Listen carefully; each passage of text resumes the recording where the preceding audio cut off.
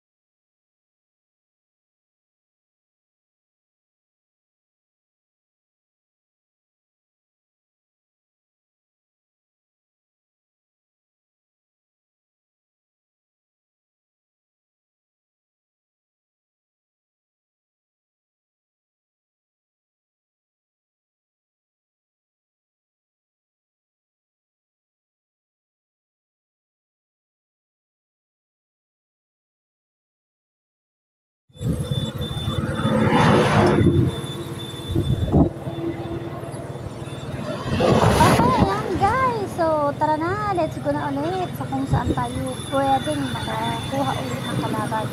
So ayan, bahala na kung saan na naman tayo makarating at kung sino yung pwede makapatid sa amin.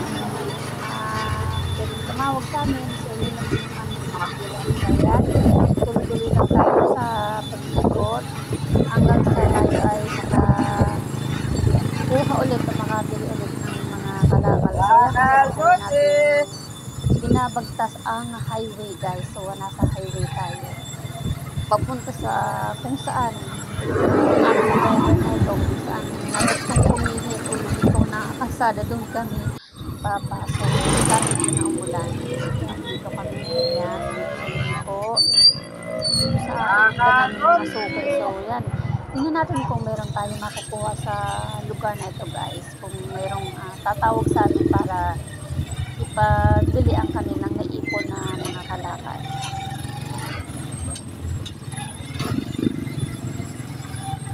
Kakalgote!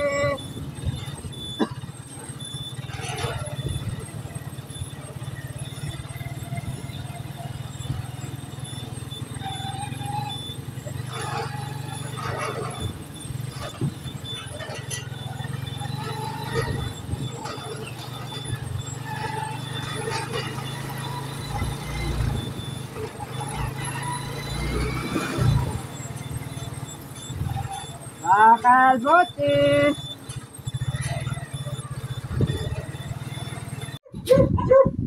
Ayan, meron na tayo guys, pangalawang binamano natin. Bati tayo, bati. Bati kami, bati. Yan, so ayan, meron na ulit tayo guys na nakuha. Oh, maganda itong tubigan na ito. So pwede pa natin ito guys magamit. Yan, lagyan natin dyan.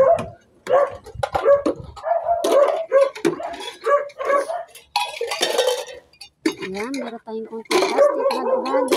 Ay, ganda naman ni Star. Walang kasama itong bakal mong ito, tatay. Hindi na kailangan ng aircon din.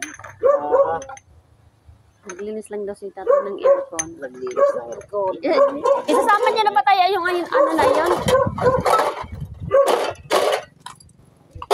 Ayan tayo, isasama niyo na. Isasama niyo na po yan. Oo, ayan, isasama na daw yun. Pwede na maluto yan, ha? Oo, sayang nito tayo. Kahit pang noodles Oo, eh. Takip eh. Abay, maganda pa nga lutuan yan. Ito maganda pa nga ito. Ito hindi na. Yeah. Doon mo na lang. Oh, yan. Yan, kasi may takip pa yan. Pwede pa itong magamit. Oo, naman ang plastic yan eh. Kasi ito naman ay reject at hindi nabibili sa junk shop.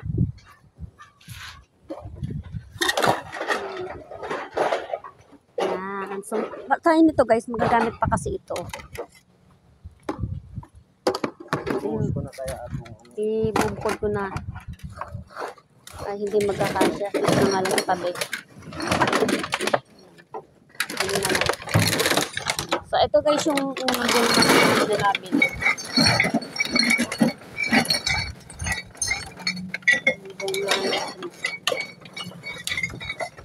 Buhos mo na nga para ano.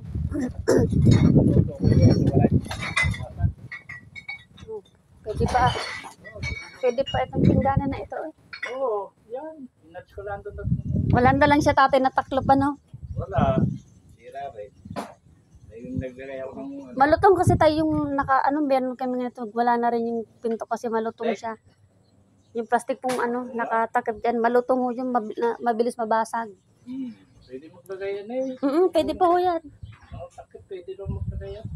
Pwede pa lagyan ng mga ano, yung mga hindi ginagamit. Istakan. Ganda ng palay, pwede nang anihin. Sa mga bago mo. Yan oh. Hinangin na lang eh. Lawak ng palay. Lawak ng palayan din eh. Baka madali ka ng aso. Malayo naman. Sayang yan eh. Ito meron pa tayong paglulutuan. Sap. Lagyan na natin dyan.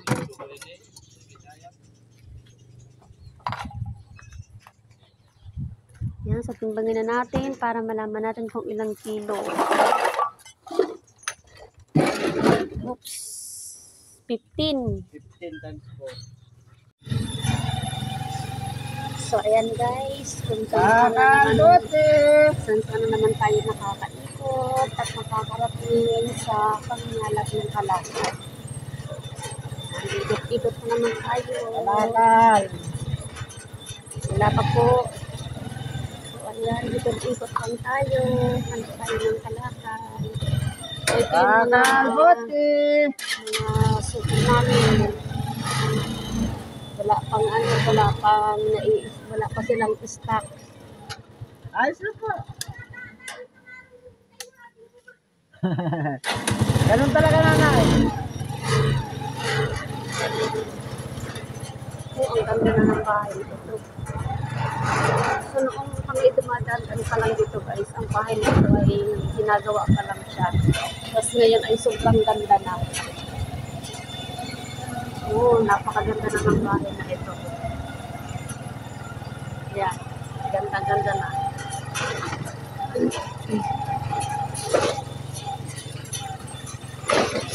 Okay, so continue lang tayo guys na mag-iikot hanggang sa tayo ay makadami kasi kailangan talaga marami tayong mabili ngayon para makabawi-bawi naman tayo doon sa isang linggo na nakatenga. Wala tayong naging kaperahan kumbaga. Yung 1 week na yun na hindi kami guys nakapamili ng kalaban ay walang perang pumasok kundi panay labas. Puro labas. Siyempre, yung labas natin araw-araw sa pagkain natin at sa iba pa natin mga daily needs. Eh, hindi naman pwede na hindi tayo maglalabas ng kaperahan. Kaya, ayun, panay tayo labas. So, ngayon naman, kailangan ay meron tayong maipasok naman na income sa ating hanap buhay. Para makabawi-bawi naman tayo. Kaya, sana ipala rin tayo na makapamili. So, marami tayong mabili ngayon.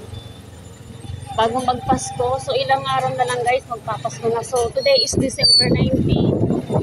So ilang araw na lang talaga guys ay magpapasko na. At syempre yung amin junk shop na pinagdideliveran ay hanggang 23 lang sila. So talagang kailangan magandang panahon hanggang sa magpasko para tuloy-tuloy yung pamimili natin ng kalakal at ang tayo naman ay makabawi-bawi sa ating mga gastusin sa mga nagdaang araw na laging umuulan.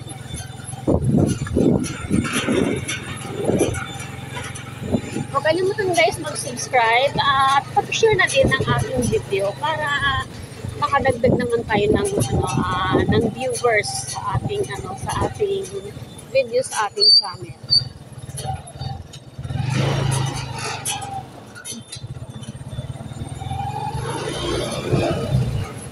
So ayan, kung nakikita nyo, ito ay kakahuyan na. So nakakarating na tayo sa kakahuyan. Panay kahoy na ito. So dito sa parking na to is kakaunti. Wala masyadong bahay dito guys. Ito sa dinadaanan namin. So yung sa banda-banda doon sa unahan, yun meron ng mga bahay-bahay doon.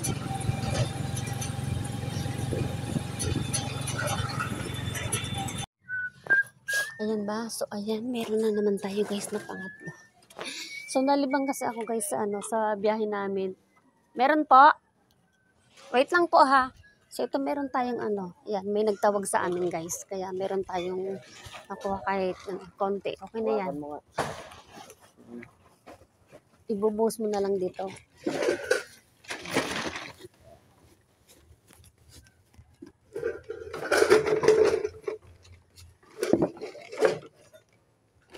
Ayan, kailangan natin guys ilipat dito sa sarili namin sako para yung kanilang sako guys ay maiwan lang dito.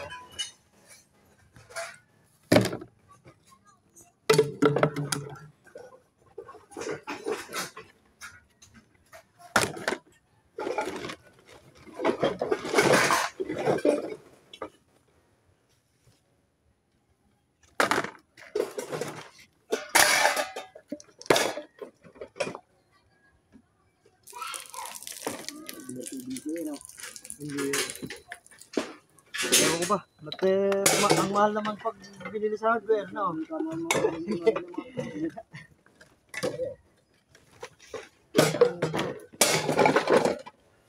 pag binili sa hardware.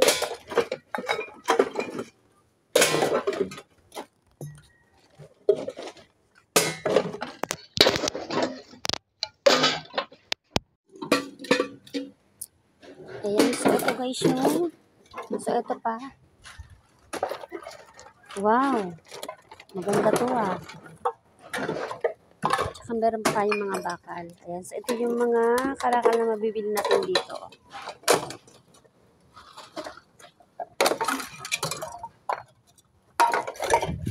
Ito ay sirang bisikleta. Ito na kaya ito? Bakal din. Bakal din siya. So, ayan na guys, kiluhin na natin para malaman natin kung ilang kilo na. So, unahin natin kiluhin yung bakal. Ilang kilo ba yung bakal natin? Meron siyang gulong. So, ito yung bakal. Bisikleta. 8. 8. Oo, sige. Susunod natin itong mga plastic. So, natotal na natin yung kanyang kalakal sa meron tayong 110 pesos. Kuyari po.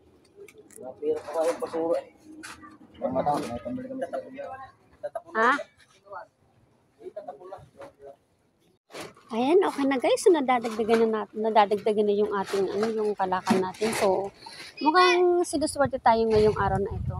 Ayan. So, thanks God. Siyempre, kailangan thank you tayo kay Lord kasi binibigyan tayo ng magandang biyaya ngayong araw na ito. Ayan. So, sana ay makadami pa kami ng ng mabibili pang kalakal sa mga mapupuntahan pa, mga malalaanan pa namin mga bahay-bahay. Okay, dito naman guys sa kabilang bahay ay ito naman yung ito naman yung nakuha natin na kalakal. So halo-halo naman siya. Yan. So kailangan natin silang ilagay sa isang lagayan sa sako. Okay. So ayan, panay ka plastikan.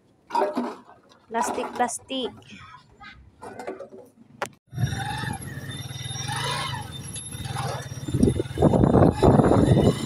Dito naman tayo guys. Kakalbote! Sa pag-iikot, paikot-ikot sa paghahanap ng kalakal guys. Hopefully ay madagdagan pa itong aming pamilya na ito. So hindi pa naman tayo guys puno. tinghan. So, meron pa naman tayong space. Kaya, Kalbote! kailangan pa natin, umikot pa tayo ng umikot dito sa iba't ibang lugar sa Candelaria para tayo ay mas makarami pa ng kalakal na mabibig natin.